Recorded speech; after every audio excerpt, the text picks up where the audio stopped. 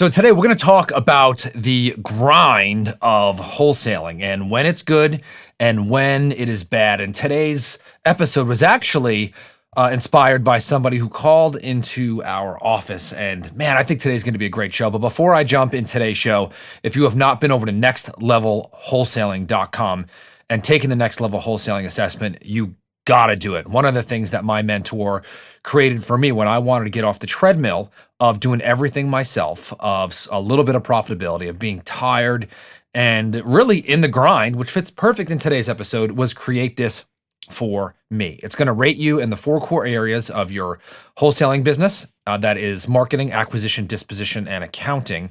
And really, once you take this thing, it's going to take like 3 to 5 minutes. No one's going to see the score except for you, completely confidential.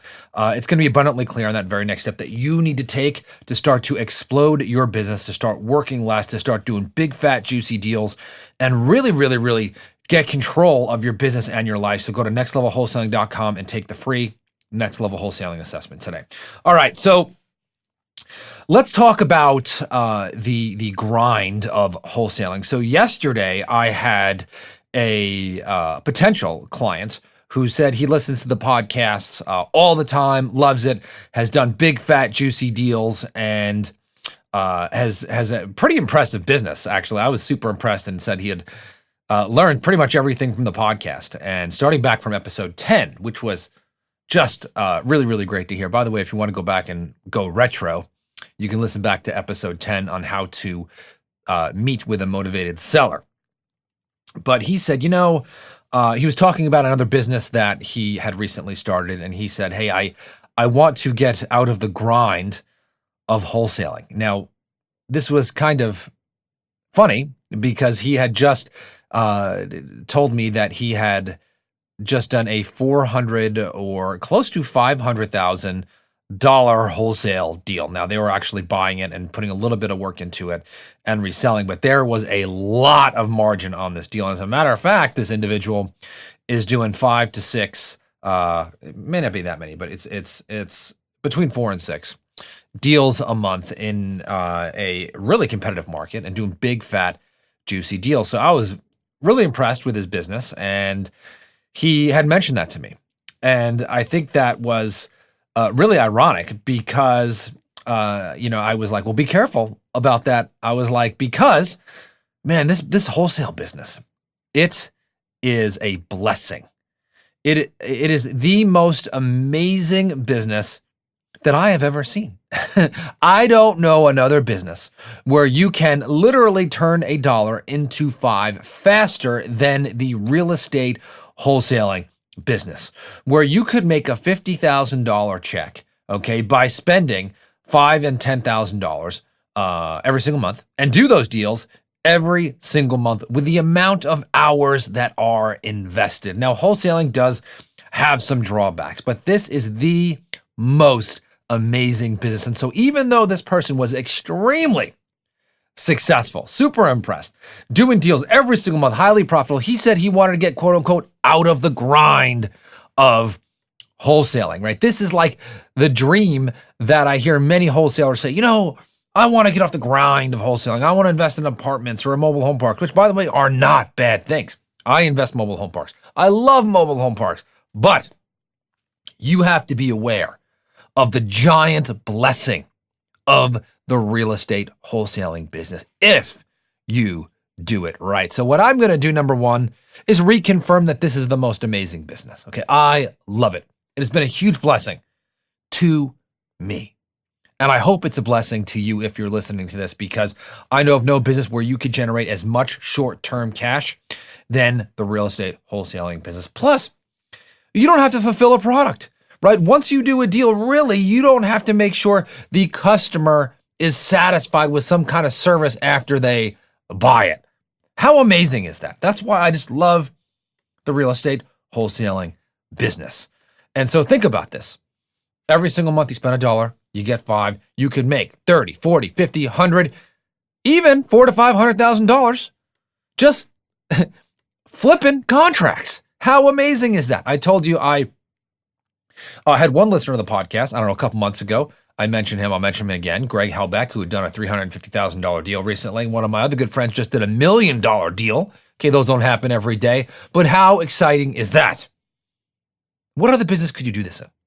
Not many. And so if you're making money in the business or you're starting to, do not get distracted. Do not take your eye off the ball. Do not lose the appreciation for the golden goose of real estate wholesaling. Now, I've done all kinds of deals. I have bought and sold businesses. I still do that today. I buy and turn around, operate and sell mobile home parks. Love those things. But to this day, I still do real estate wholesale deals. I do some of my own deals, and I do deals through joint venture partners. I am in love with this business, and so I want you to make sure that you treat your real estate wholesaling business with tender, loving care. Do not think that this is always a stepping stone, right? This is a cash machine. And if I owned a cash machine, I would look at how I could operate this thing every day and I could shine it up. And I was maintaining this cash machine. And I'd tell it how much I loved it. I'd talk to, you know how people talk to their plants? I'm going to talk to my wholesale business because I love this thing. Now, of course, I'm being a little facetious, but don't take your eye off the ball. Getting back to this, I'm going to talk a little bit about why people feel like they are on the treadmill, because that's why we say, right? The reason why people say they want to get off the grind of the wholesaling business, and this is very common. And so, by the way, if you are listening to this, whoever mentioned this to me yesterday, just know this is very, very common that I hear people say this, is there's a reason why people say this. And again, I'm not telling you not to invest in other businesses because, hey, there's a lot of opportunity there.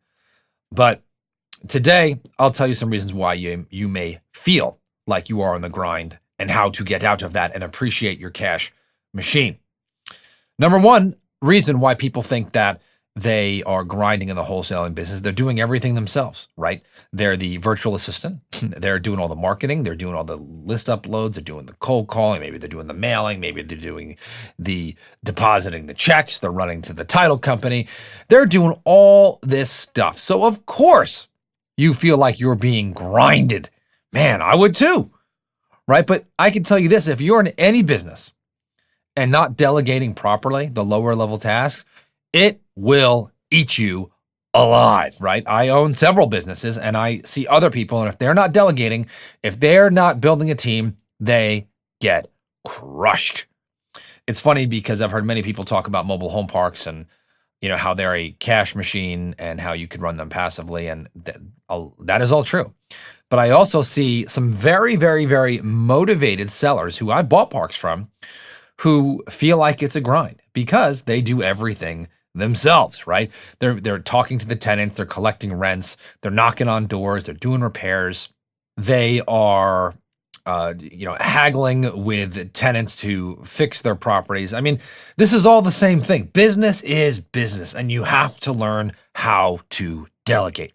If I were you, I would start delegating to a virtual assistant and start getting those lower level tasks off your plate. Man, oh man, I can tell you that the day that I hired my first virtual assistant, my life changed. So go ahead and do that, okay? Delegate, delegate, delegate, delegate. By the way, I will say this. The last thing that you should delegate, the last thing, is closing motivated sellers, right? You want to delegate everything before closing motivated sellers. Your best skill as a wholesaler is closing big, fat, juicy deals. That is the moneymaker. And by the way, if you have not bought the No Limit Selling System, this is the very same system that I used to train my own acquisition specialist, the system that I used when I used to meet with motivated sellers to lock up big, fat, juicy deals. And so if you want to love talking to motivated sellers, you want to learn how to lock up deals faster and with ease and to get rid of all the time wasters as fast as possible, you must invest in the No Limit Selling System. Check that out, nolimitsalesystem.com. All right. Next part, why people feel like they're on the grind, is that your deal size is too small. Deal size is small, okay? Size matters when it comes to real estate wholesaling. I'm telling you this right now. Think about it. You do the marketing. The leads come in. You screen them. You negotiate with them. You meet with the seller. You lock up the contract, you talk to a buyer, you got to get that contract signed, you got to take it to escrow, you got to baby that deal through the closing process, and then you got to get the check, you got to deposit the check into your account. And by the way, I'm not saying you should do any of this per my last point about grinding, but imagine now there's one person who negotiates to do a $15,000 deal, and then another person who negotiates a $50,000 deal. Negotiation is everything in this business. So the difference between 15 and 50, okay, that's $35,000. And so if you do $15,000 deals, and by the way, you're spending $5,000 to get there, you are going to feel like you are grinding. And that sucks. So don't do that. Do big, fat, juicy deals. Invest in the no limit selling system. Okay, now the next thing is you're probably spending too much money inside your business. So if all of a sudden your business is not that profitable and you're on the edge every single month and you feel like you're hustling from deal to deal to deal, and really you're not keeping a lot of money, your expenses may be too high. Maybe you have some underperforming employees. Maybe you're spending too much on marketing or in the wrong marketing sources. Maybe you have too many softwares you're not using. Maybe you have a partner in your business that you should not have, right? That's the same as spending too much money in your business because you're giving up half your profit. That is wearing, and that's grinding. So get off that train. It's funny, I had a client one time who was in a bad partnership, and he's like, man, we're just not making enough money. We're just not making enough money. We should get into apartment building investing. And all of a sudden I started asking him some questions. And of course, we look at this one person was completely outperforming the partner. The partner was absolutely, the one person who I was talking to was absolutely killing it. And his other person was basically like a glorified bookkeeper.